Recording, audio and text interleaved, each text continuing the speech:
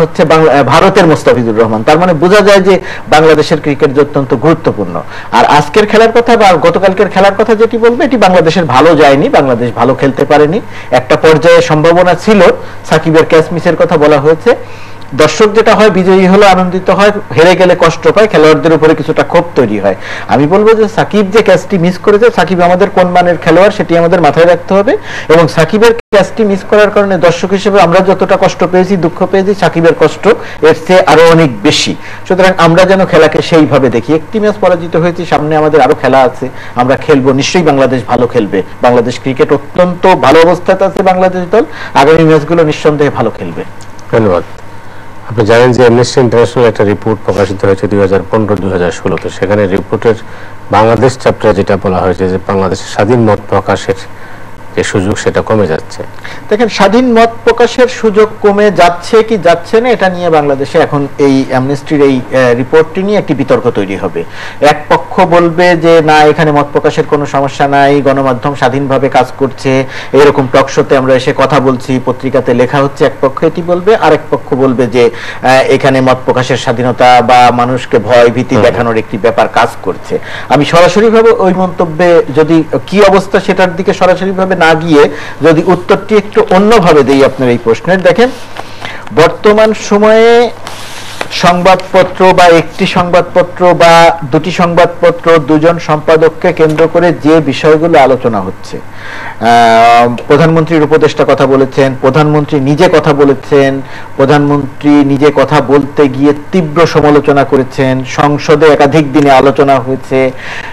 এই বিষয়গুলো নিয়ে দেশের একজন সম্পাদককে নিয়ে বা একটি পত্রিকা নিয়ে বা দুটি পত্রিকা নিয়ে দেশের প্রধানমন্ত্রী যখন তীব্র ভাষায় সমালোচনা করেন এবং সেই পত্রিকাটি ইংরেজি পত্রিকা হওয়ার কারণে, বাংলাদেশের সর্বাধিক প্রচারিত ইংরেজি পত্রিকা হওয়ার কারণে এটি দেশের বাইরে এক ধরনের গুরুত্ব আরো বেশি পেয়েছে অন্য যে কোনো চেয়ে। এই গুরুত্বর এই বিষয়গুলোর কারণে স্বাভাবিকভাবেই দেশের বাইরে বা দেশের ভেতরে তো বটেই, দেশের বাইরে একটি মেসেজ গিয়েছে এরকম, বা যেটা যাচ্ছে সেটি হচ্ছে যে গণমাধ্যমের উপরে সরকার এক ধরনের চাপ প্রয়োগ করছে, বা সরকার গণমাধ্যমের একজনের উপরে, দুইজনের উপরে বা এরকম কিছু মানুষের উপরে এক ধরনের ক্ষোভ প্রকাশ করছে, অর্থাৎ রাগের প্রকাশ ঘটাচ্ছে। এই রকম অবস্থা যদি তৈরি করা হয় বা এরকম অবস্থা যদি ঘটে, সেরকম ঘটলে খুব স্বাভাবিকভাবেই দেশে এবং দেশের বাইরে মানুষের কাছে মনে হতেই পারে যে গণমাধ্যমের উপরে এক ধরনের চাপ তৈরি করা হয়েছে এবং এখানে স্বাধীন মত প্রকাশের ক্ষেত্রে এক ধরনের প্রতিবন্ধকতা তৈরি করা হচ্ছে।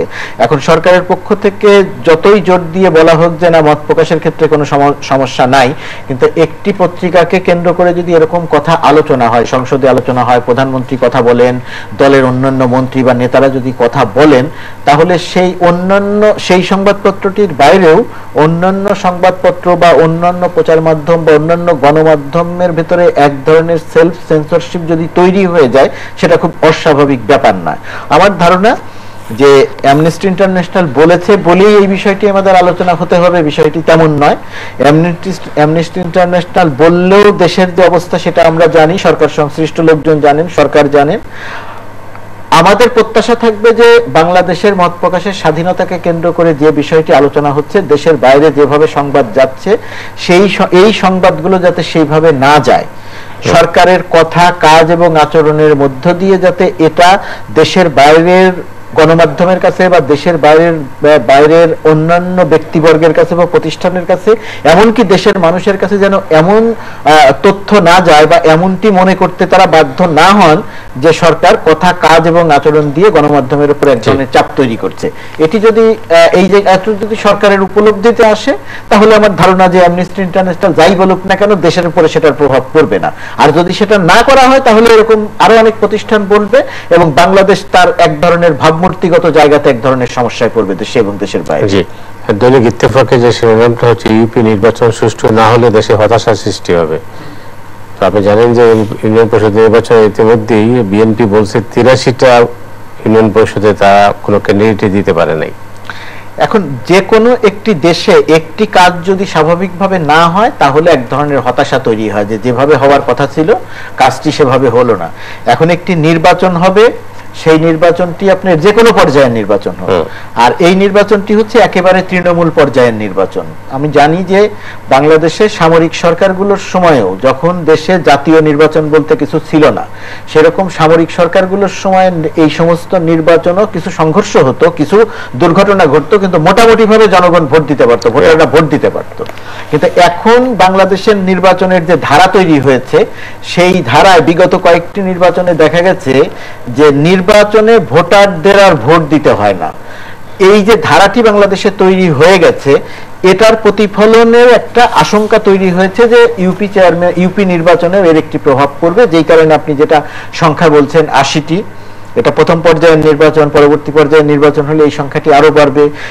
এটি বাংলাদেশের মতো দেশে গণতন্ত্রের যে অবস্থা, সেরকম একটি অবস্থায় দেশের মানুষ ভোটাধিকার থেকে বঞ্চিত হচ্ছে। দেশের মানুষকে ভোটাধিকার থেকে যে বঞ্চিত করে যদি একটি নির্বাচন অনুষ্ঠান করা যায়, তাহলে সেই নির্বাচনে অর্থ ব্যয় হবে, কিন্তু অর্থবহ কিছু হবে না। এই জায়গাটিতে স্থানীয় সরকার নির্বাচনের ক্ষেত্রে নির্বাচন কমিশনের তো ভূমিকা আছেই, তার চেয়েও আরো গুরুত্বপূর্ণ ভূমিকা এই ক্ষেত্রে আছে স্থানীয় সরকারের। তো স্থানীয় সরকার এবং নির্বাচন কমিশন যদি যৌথভাবে আন্তরিকভাবে চাইতেন যে আমরা এই নির্বাচনটি সুষ্ঠু, গ্রহণযোগ্য এবং নিরপেক্ষ করব, তাহলে আমার ধারণা সরকারের ভাবমূর্তি অনেক বৃদ্ধি পেত আগের প্রশ্নবিদ্ধ নির্বাচনগুলোর থেকে উত্তরণের ক্ষেত্রে। কিন্তু ইউপি নির্বাচনের যে গতি প্রকৃতি দেখছি, এবং নির্বাচন কমিশনের কোনো ভূমিকা আছে, এবং কাগজে কলমে তো অবশ্যই নির্বাচন কমিশনের ভূমিকা আছে, কিন্তু বাস্তবে কাজের ক্ষেত্রে নির্বাচন কমিশনের যে কোনো ভূমিকা আছে এটি নির্বাচন কমিশন মনে করেন বলে আমি মনে করি না। ইনফ্যাক্ট নির্বাচন কমিশন এখন কোন নির্বাচনেই তাদের খুব বেশি কোনো ভূমিকা আছে বলে আমি মনে করি না। নির্বাচন কমিশন আছে, তারা একটি নির্বাচনের তারিখ দিবে, প্রশাসন নির্বাচন করবে, তারা একটি গেজেট প্রকাশ করবে, নির্বাচনের ফলাফল ঘোষণা করবে, কত % ভোট পড়েছিল সেটি করবে, কে নির্বাচনে অংশ নিতে পারলো, কে পারলো না, পরিবেশ তৈরি করার ব্যাপার আছে কি নাই, প্রশাসন নির্বাচন কমিশনের কথা শুনলো কি শুনলো না, এসব বিষয় নিয়ে নির্বাচন কমিশনের কোনো ভাবনা চিন্তা আছে বলে নির্বাচন কমিশনের কর্মকাণ্ডে প্রমাণ হয় না, কিন্তু কাগজে কলমে আছে।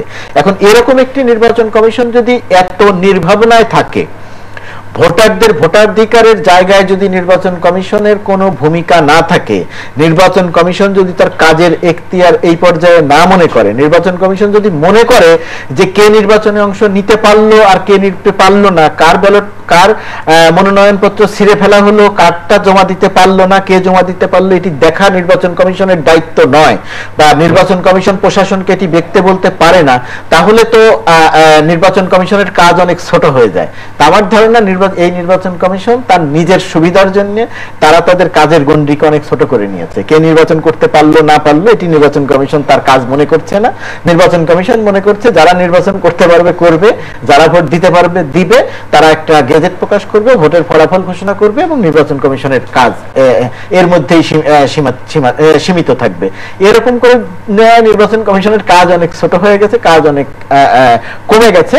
কিন্তু এই নির্বাচন কমিশনের সাধারণ জনমানুষের কাছে যে ভাবমূর্তি বলে একটি কথা আছে, সাধারণ জনমানুষের কাছে যে ইমেজ বলে একটি কথা আছে, এই নির্বাচন কমিশন সেই জায়গাগুলোতে এতদিন পর্যন্ত শূন্য ছিল। আর ইউপি নির্বাচনেও যদি একই অবস্থাই হয়, তাহলে আমার ধারণা সেটা মাইনাসে চলে যাবে। আমি দেখছিলাম যে ভোরের কাগজে ঢাকা বিশ্ববিদ্যালয়ের উপাচার্য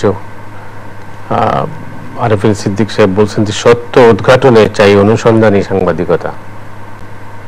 কেমন মনে হয়?